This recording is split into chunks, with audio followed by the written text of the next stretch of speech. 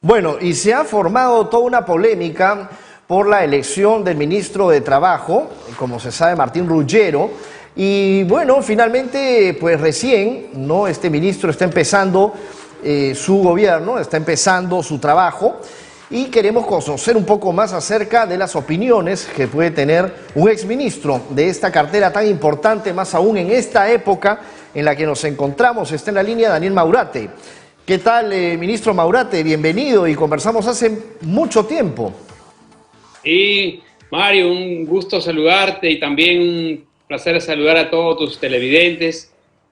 Y nada, muy contento de estar colaborando con ustedes y aquí estamos a disposición. A ver, exministro, el presidente del Consejo de Ministros, Cateriano, niega haber designado a Martín Ruggiero como ministro por ser amigo de su sobrino. A su juicio, ¿qué está pasando, a ver, en este caso, en este tema? Porque no es solamente el primer caso que se ve que funcionan los tarjetazos o para ahí los padrinajos o los amigazos o los concuñados y las cuñadas. Bueno, a ver, ¿qué está pasando? ¿Cómo ve usted que esto puede avanzar de esta manera?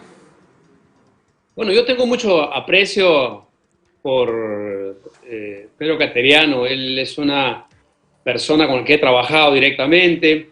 Estoy muy contento y tengo mucha confianza en que él va a hacer un buen trabajo en este último año de gobierno. Ha escogido un grupo de ministros junto con el presidente y bueno, hay que darle el beneficio de la duda, hay que pasar la página porque nos hemos quedado enganchados ahí en el tema de su designación.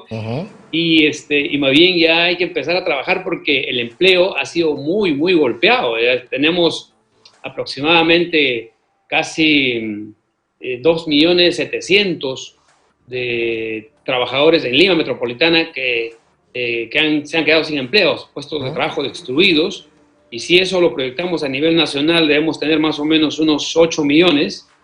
Y si cada trabajador tiene una esposa, un hijo, podemos darnos cuenta que por lo menos hay unos 22 o 24 millones de peruanos afectados por el tema del empleo. Entonces necesitamos trabajar de una vez y yo creo que el ministro tendrá la oportunidad de exponer su plan de trabajo que ya tiene que hacerlo lo más inmediato posible.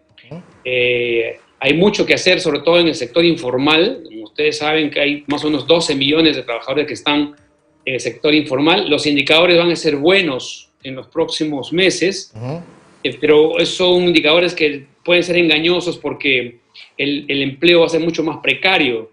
De los 12 millones de trabajadores informales, más o menos un poco más de 6 millones y medio son independientes, es decir, que no tienen jefe y no tienen contrato laboral. Entonces, ellos ya salieron a trabajar. Entonces, esos 6 o 7 millones van a aparecer ya en los próximos indicadores como trabajadores en actividad. Entonces, eso va a impactar en los indicadores del INEI. Pero no hay que engañarnos porque esas cifras, obviamente, lo que va a acreditar en realidad son trabajos mucho más precarios que lo que han tenido antes de la pandemia. Ahora, acá viene la pregunta, obviamente, señor Maurate, ¿no? ¿Cuál sería esa estrategia para que, pues, aquellos que perdieron su trabajo, pues, no pasen muchos de ellos a tenerse que verse en la necesidad de, pues, entrar a lo que ya son temas delincuenciales? Porque obviamente aquí en nuestro país la delincuencia también está creciendo y muchas de las personas que han perdido su trabajo se van a tener que ver en la necesidad de delinquir y hay que ser realistas en torno a ello.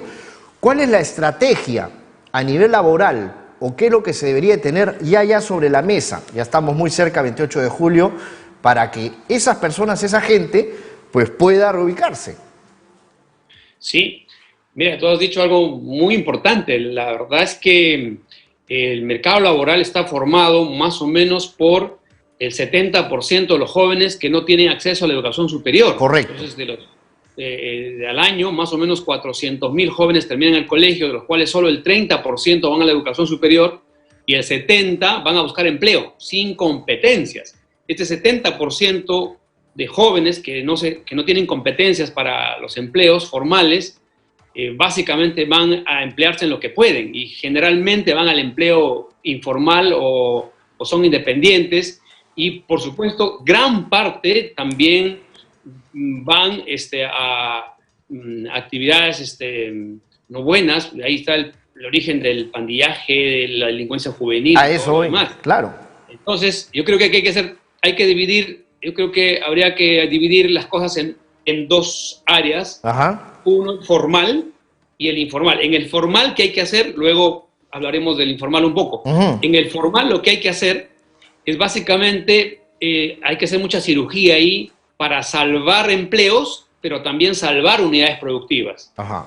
Un día ha salido una noticia de que una empresa de transporte importante se va a la quiebra, cierra.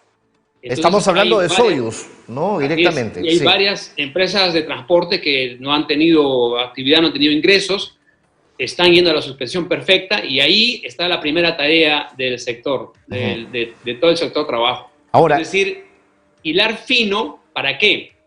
Para apoyar aquellas unidades productivas que realmente necesitan la suspensión perfecta para sobrevivir, pero también de que no se apoya a empresas que realmente han tenido actividad y están usando la suspensión perfecta para dejar sin remuneraciones a trabajadores que sí deberían tener sus remuneraciones normalmente. Ahora, eso es un trabajo de cirugía que tiene que hacer el sector formal. Usted está hablando del formal. Ese es en el formal. Correcto. Ahora, en el informal es mucho más complicado. Entonces, de ahí, estos 6 millones ya salieron a trabajar. Estos 6 millones de independientes. Los independientes son los que no tienen jefe y no están en planilla y no tienen ninguna relación laboral con nadie. Entonces, ellos simplemente decidieron salir a trabajar. Eso va a impactar positivamente en los indicadores de empleo, pero su empleo va a ser mucho más precario. Y entonces, ¿qué hay que hacer con ellos? Lo que hay que hacer con ellos, primero, son medidas de protección y salud. El trabajador formal tiene en la ley, en la norma, protocolos de cómo van a hacer sus trabajos, cómo se van a desarrollar sus trabajos, y hay una serie de protocolos, mascarillas, ingresos, los zapatos y todo lo demás. Pero el informal no tiene ningún protocolo. El independiente no tiene ningún protocolo. Entonces, lo que hay que hacer ahí es acudirlos. O sea, creo que ha sido un error grave del gobierno, que espero que el gabinete de Pedro Cateriano lo corrija, ir a reprimirlos. Porque ir a reprimirlos significa contagiar a los policías más bien, porque hemos visto el espectáculo de ambulantes, que son trabajadores independientes, peleándose con policías o policías agarrándolos y llevándolos a los patrulleros y contaminándose todos. Entonces, lo que tienen que hacer ahí es acudirlos y más bien, en vez de llevar ejército de policías, llevar gente vinculada a la salud, enfermeros, médicos, proporcionarles las mascarillas gratuitamente. Yo siempre le hago un ejemplo, por ejemplo, la forma de cómo evitar el contagio del SIDA no es pidiendo a la gente que no tenga relaciones sexuales, eso es imposible. Entonces, lo que hay que hacer es promover el uso del preservativo. Entonces, decirle a la gente que no salga a trabajar y que se quede en sus casas cuando lo viven del día a día, también es imposible, es una decisión equivocada, y lo que hay que hacer más bien es ir a esas poblaciones y entregarle las mascarillas en cantidad suficiente y buenas mascarillas, porque cuando ustedes miren por televisión a los trabajadores independientes, van a ver que se ponen cualquier cosa y se ponen mal, y se ponen bajo la nariz, se ponen cualquier tela, es decir, mascarillas sin ninguna especificación técnica, y la verdad que ahí está el gran foco de contagio, y por eso es el incremento de los contagios y las muertes, que en el Perú, en cifras del gobierno, estamos casi cerca de los 14.000, y en las cifras reales parece que vamos sobre los 40.000. Ajá. Entonces, exministro, creo que es la tarea. Correcto. Exministro, hablando justamente de los lamentables fallecimientos que están ocurriendo día a día en nuestro país, no solamente en nuestro país, en el mundo, ¿no? Y que realmente pues sorprende a muchos porque no se había visto una pandemia así y en ninguno de los años pues anteriores en nuestro país se había visto una cosa así. Entonces, usted se ha referido en el Twitter por este héroe nacional, ¿no? Que hay que llamarlo así, por el ángel del oxígeno, el empresario Mario Romero Pérez. ¿Por qué no existen más Mario Romero Pérez en nuestro país, exministro? Sí, la verdad, mira, esta condecoración Orden del Trabajo se entrega todos los días del trabajador, es en mayo. Esta oportunidad no se entregó porque nos agarró la pandemia, entonces no hubo la entrega de las condecoraciones. Entonces hay que aprovechar esa situación para incorporar de manera extraordinaria a Mario Romero Pérez como un trabajador que reciba también esta condecoración de manera póstuma, porque si bien esta condecoración está reservada para personas que han aportado en las relaciones laborales, en el diálogo nacional, en la innovación de la legislación laboral, también de manera extraordinaria se ha entregado a buenos trabajadores, a buenas personas. Así es. Por ejemplo, nosotros entregamos a una trabajadora del programa Trabaja Perú, también a esos trabajadores que cuando Uruguay con Chosica detuvieron sus tractores para meterse al río a trabajar y por el país abandonando su trabajo privado, sacrificando sus propios intereses personales para prestar ayuda a la gente. Yo creo que este señor ha hecho eso, o sea, ha hecho prevalecer su cariño por el país, por la gente. Él pudo haber puesto un empleado ahí, irse a su casa a descansar y ponerle el precio alto, como han hecho muchos empresarios farmacéuticos. Claro. Y no solamente, y no solamente el ángel del oxígeno, sino también, y esto no es por hacerle un cherry, ¿no? Porque a nosotros no nos auspicia, pero por ejemplo el chifa de la modelo y de la empresaria Patty Wong, ¿no? En donde ella pues con calidad, con respeto hacia sus trabajadores, con esa delicadeza, pues ha podido realmente darles lo que necesitan, ¿no? Que es una estabilidad y una tranquilidad. Y eso se gana con la formalidad.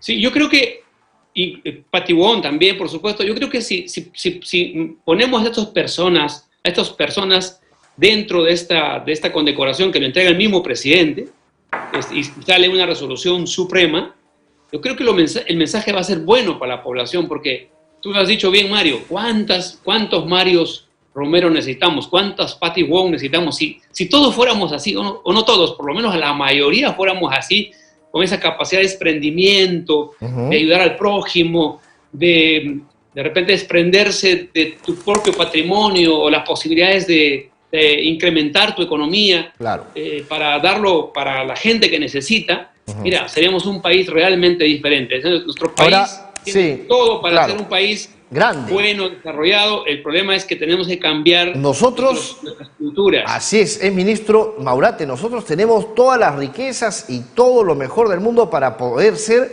pues un gran país, y realmente un país también minero. A algunos le puede gustar, a otros no.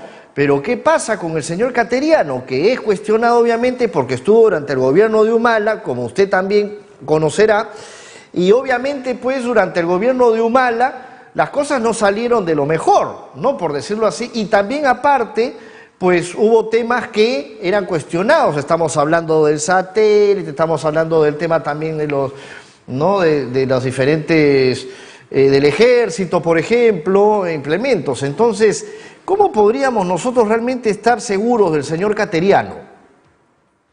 Yo creo que hay que confiar en Pedro Cateriano. Yo he formado un gabinete, para mí, de gente extraordinaria. Ha sido un gusto ser parte de su equipo, del presidente Ollanta Humala y de Pedro Cateriano. Y creo que hay que tener confianza. En el Perú lo que nos está faltando justamente es confianza y ser proactivos. Creo que hay demasiada desconfianza, y la desconfianza genera todos los problemas que tenemos. La desconfianza, por ejemplo, genera la sobreregulación que tenemos. Es decir, tenemos un Estado que ni siquiera puede comprar. Es un Estado que no puede contratar ni siquiera las obras.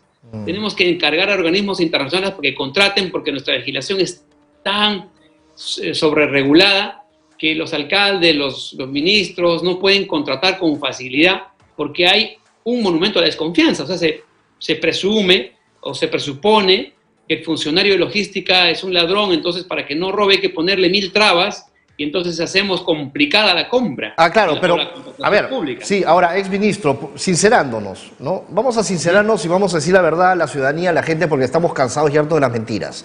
Queríamos preguntarle, el señor, por ejemplo, Cateriano, ¿no? El señor Cateriano, bastante caso le hacía a la primera dama Nadine Heredia, ¿no? O sea, eso está claro. O sea, ¿Nadine Heredia mandaba o no mandaba?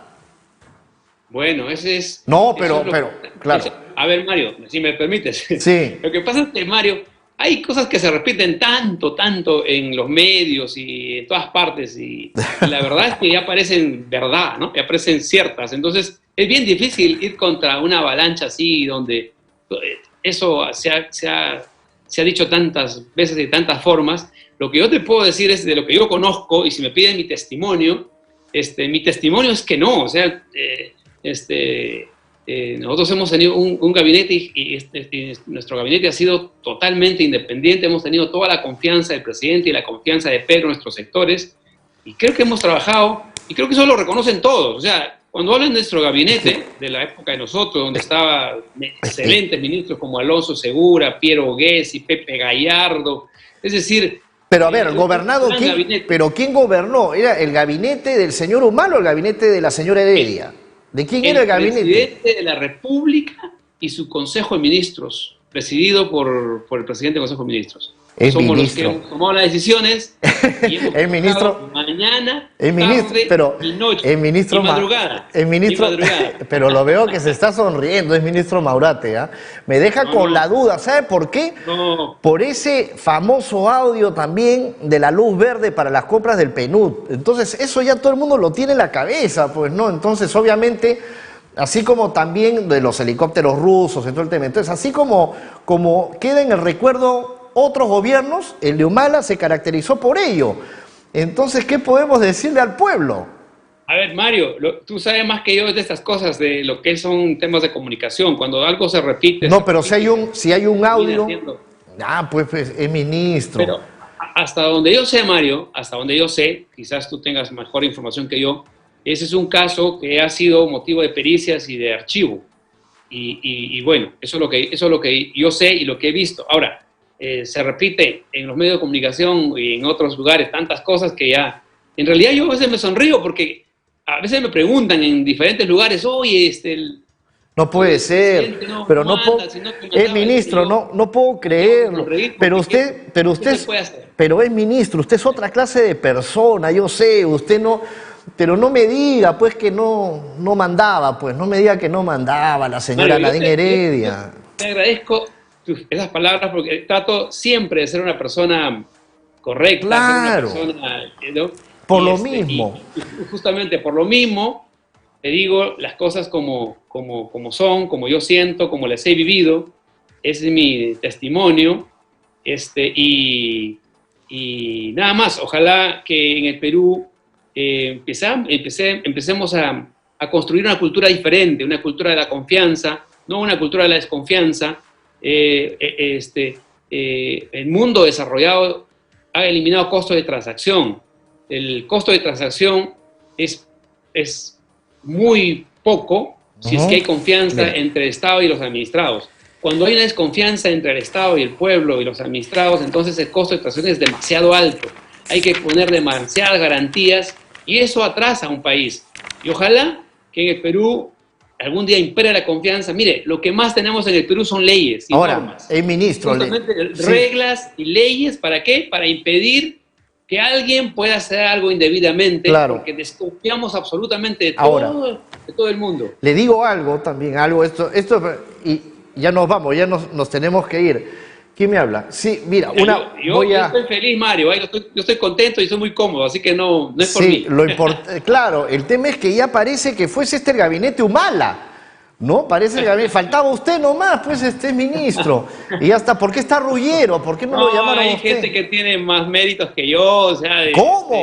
A ver, pero la experiencia del gobierno Humala... Yo estoy seguro que recién comienza el gabinete, hay que esperar un poco y estoy seguro que las cosas van a salir bien. Ya. Y yo deseo al gabinete todo el éxito del mundo. Ya también le he dicho al ministro de Trabajo que le deseo mucho éxito. Y me pongo a su disposición, no tengo ningún problema. Le estaba llamando en la tarde incluso. No creo que haya más cambio de gabinete. Mañana me devolverá la llamada, pero ahí me pongo a disposición, que es lo que tenemos que hacer los peruanos, ¿no? Más bien dígale al señor Cateriano, pues, que usted es tan amigo, que me desbloquee el Twitter, pues, que no sea así, porque ahora todo el mundo bloqueándose por todos lados en redes. Te lo digo. Bueno, muchas gracias. Muchas gracias, ministro, muy amable, Daniel Maurate, ministro de Trabajo.